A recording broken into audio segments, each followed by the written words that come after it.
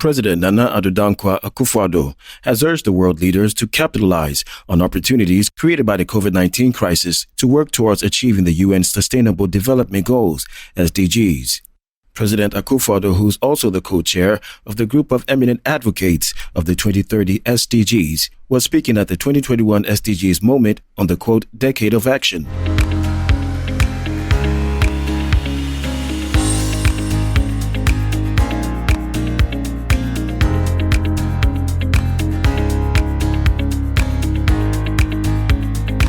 He recounted the 2019 declaration in which world leaders declared the period 2020 to 2030 as the decade of action and called on all member states of the UN to set up and scale up significant actions to give the world a fighting chance of achieving the SDGs by 2030.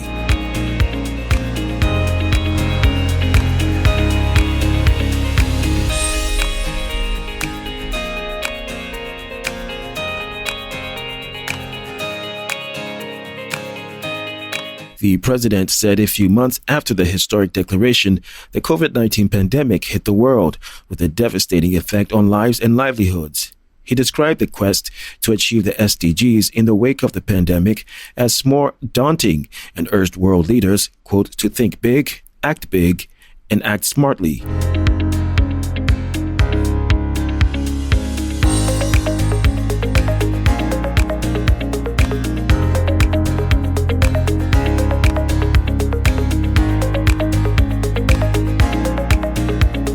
Prosecutors handling the case involving the General Overseer of the Glorious Word Power Ministry International, Reverend Isaac Owusu-Bempah, have indicated their intention to amend the charges against him.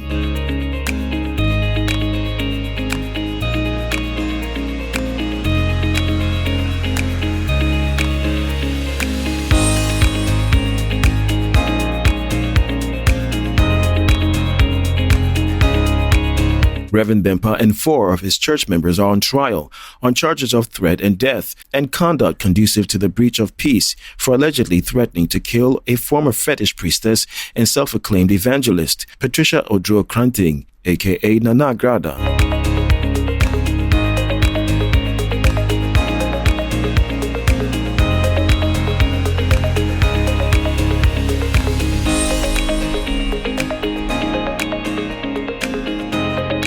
At yesterday's hearing, the prosecutor, Chief Inspector Simon Tekbete, informed the court that the prosecution was working on amending the charge sheet and the facts of the case. He therefore prayed the court to adjourn the case for 1 week to enable the prosecution to go ahead with the intended amendment. Trial Judge Ms. Efia Owusu-Apia has subsequently adjourned the trial to October 5th.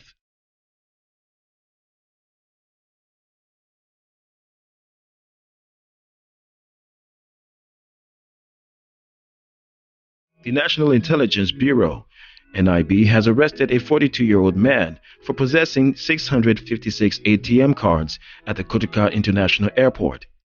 The suspect, Bushra Musa Aminu, who claimed to be a Nigerian, hid the cards in a black plastic bag containing kola nuts bound for Dubai in the United Arab Emirates.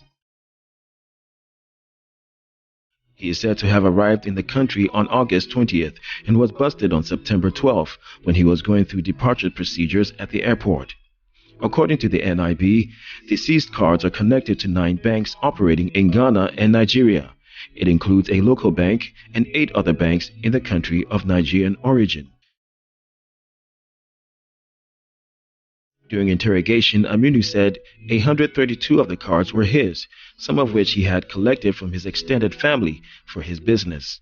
He also said the rest of the cards were for his business partners in Dubai. He said he was a businessman who plied his trade in Dubai, China, Nigeria, and Ghana and denied any links to fraudulent activities. The cards are to be submitted to the Bank of Ghana for further investigation.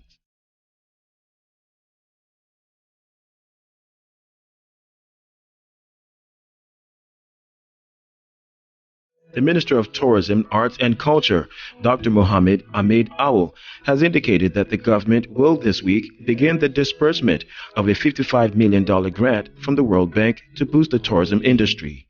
This follows agitations by some stakeholders in the hospitality industry over the delay in disbursing the money.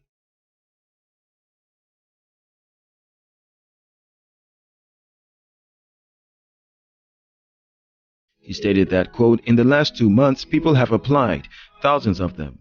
So the team has gone through the processes, sieved them, and beginning Thursday or Friday this week, we will start dispersing the money according to the procedure."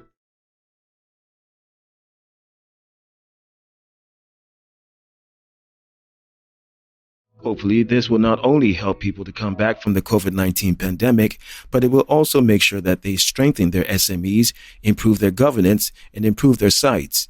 The fund was released by the World Bank about 2 months ago to boost the government of Ghana's efforts to revive the tourism sector as the country continues to grapple with the impact of the pandemic.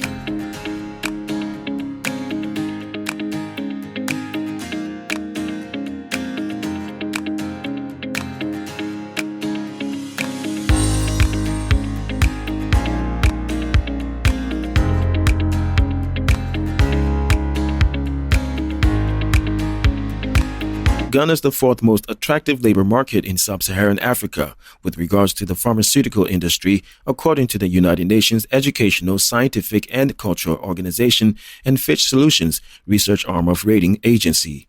This is due to the high urbanization rate and pool of workers available to choose from.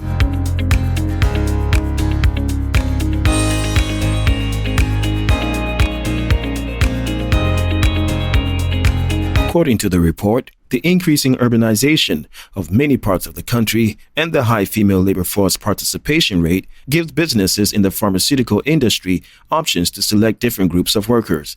Furthermore, labor regulations in Ghana are not stringent by regional standards, whilst labor-related taxes are reasonable.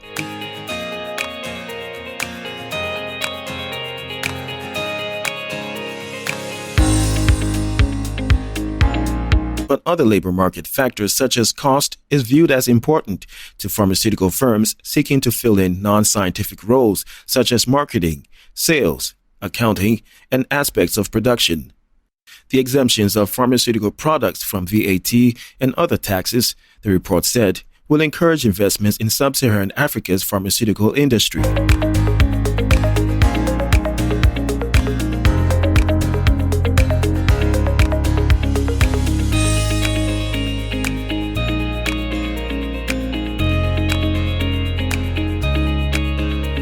General Secretary of Traders Advocacy Group, Ghana, Nana Poku, has rejected the closure of shops belonging to foreigners, especially Nigerians in Ghana. He said the closure does not paint a good picture of Ghana to the outside world.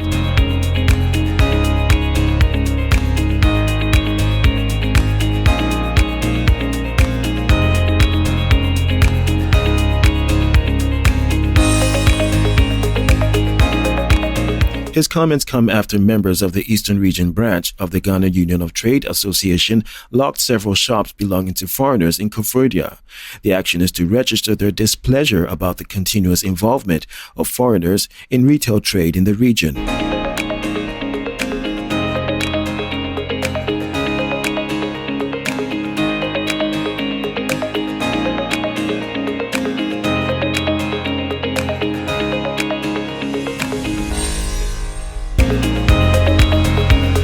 The Guta members undertook a peaceful protest, first of all, wielding placards before closing the shops belonging to the Nigerians. They posted notices against the shops and draped them with red bands. The public relations officer of Guta, Dolin Nana Boateng, says members will use all legal means to prevent foreigners from engaging in retail trading in the region.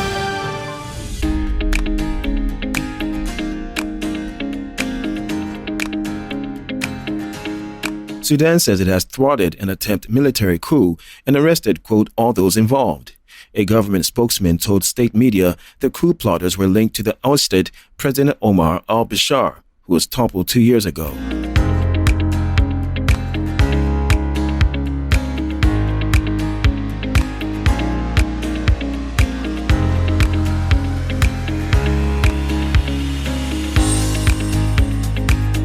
Earlier reports from the capital Khartoum and nearby Omdurman described intense military activity, and the main bridge across the River Nile was shut. The road to Khartoum and ports have been blocked.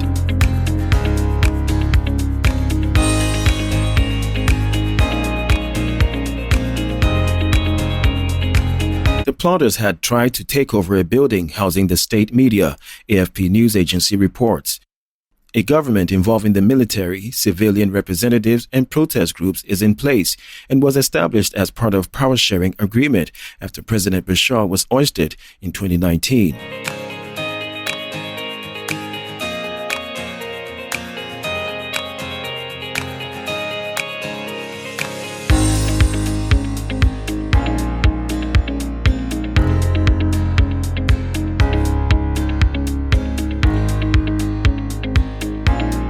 An erupting volcano on La Palma in the Spanish Canary Island has forced authorities to evacuate another village in the path of lava gushing towards the sea. The evacuation of El Paso was ordered after lava started spewing from a new crack in the Cumbre Vieja volcano.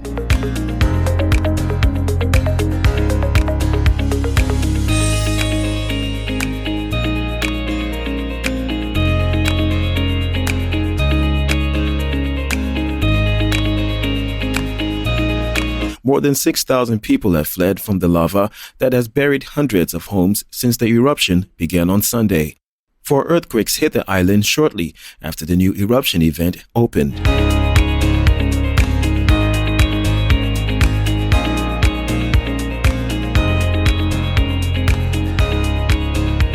Local officials said the lava could trigger a chemical reaction that causes explosions and the release of toxic gases when it reaches the sea. Marine authorities have established an exclusion zone of 2 nautical miles, 3.7 kilometers at sea, in the area where the lava is heading.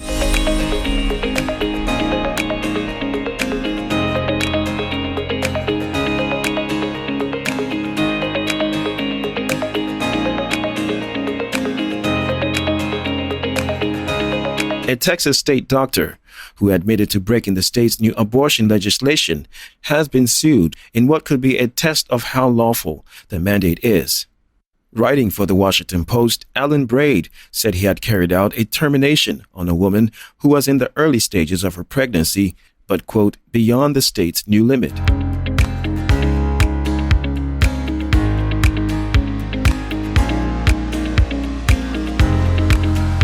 Former lawyers in Arkansas and Illinois filed lawsuits against him on Monday. The new legislation bans abortions from as early as 6 weeks into a pregnancy. The law came into effect on 1st September, giving any individual from Texas or elsewhere the right to sue doctors who perform an abortion past the 6-week point.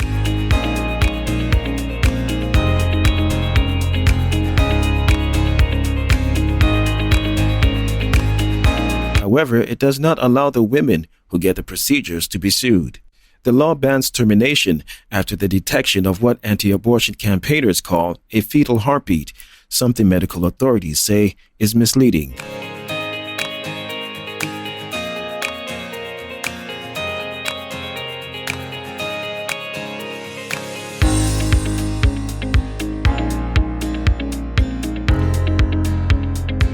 A much better second-half performance from the Black Queens in the Aisha Buhari Invitation Tournament saw Mercy Tego's side cruise to a 2-0 win over the indomitable Lionesses.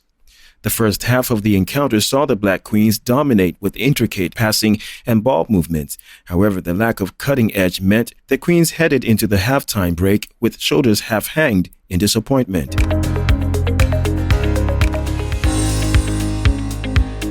The second half resumed in similar fashion, with Mercy Tego's side as the dominant team. The Queens kept winning all 50-50 and second balls, while maintaining and imposing their possessive style of play on the jaws of the Lionesses. The first quarter of the second half sent waves of another goalless appearance of the Queens, and a 59-minute one-on-one miss from Adupia Prisla did little to thwart such fears. The Queens' defense cannot be ignored in the praise, as they showed lots of aggressiveness and proactiveness in protecting the goal of keeper Fafale Dumehasi. That goal coming beyond the 85th minute only meant that the Queens had to manage the game from that moment, and with such a technical yet hard-working midfield, that was not a problem.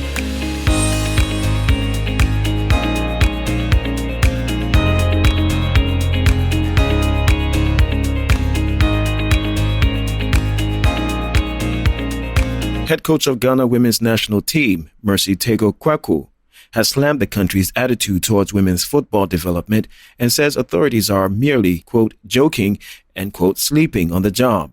Tego Kwaku was speaking following the Black Queens 2-0 victory over Cameroon in the Asia Buhari Cup tournament in Lagos on Monday.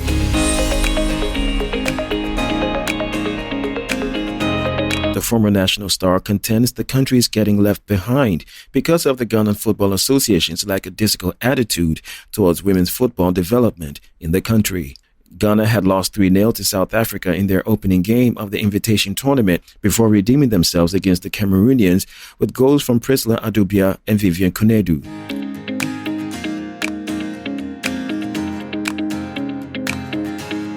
The team traveled to Nigeria without the key members of the team's foreign-based players, including Captain Elizabeth Adu, who was reportedly left out of the team after she criticized the Ghana Football Association on social media for neglecting the Queens.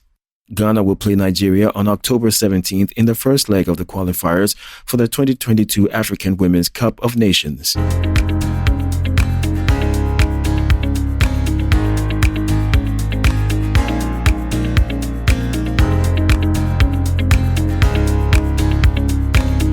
A British actress of Ghanaian heritage has become the first black woman to win an Emmy for Best Writing in a limited series. Her hit series, I May Destroy You, follows main character Arabella as she deals with the trauma of sexual assault. Michaela Cole starred in, wrote, and co-directed the drama.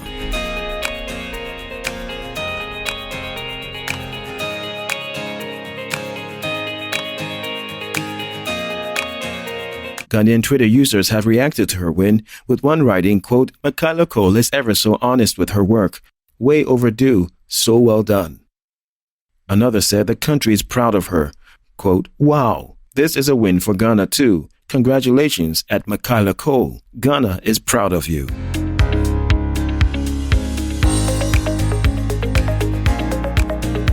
Her win was also celebrated in the diaspora, with one person in California tweeting, quote, Ghana stand up. Michaela Cole, that's how you do it.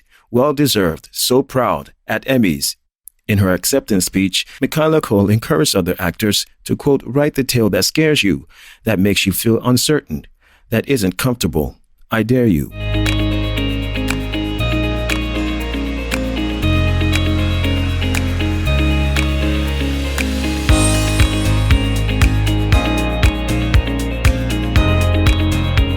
Ministry of Tourism, Arts and Culture has announced that they are taking this year's celebration of World Tourism Day to the Hohoi municipality of the Volta region on September 27, 2021. This year's event is under the theme Tourism for Inclusive Growth. Ghana raked in $3.3 billion with a total of 1.3 million tourist arrivals in 2019.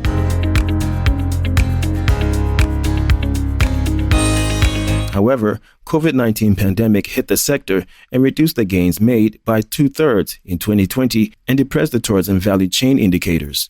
The ministry has initiated some interventions, such as launching of the domestic tourism campaign dubbed Experience Ghana, Share Ghana.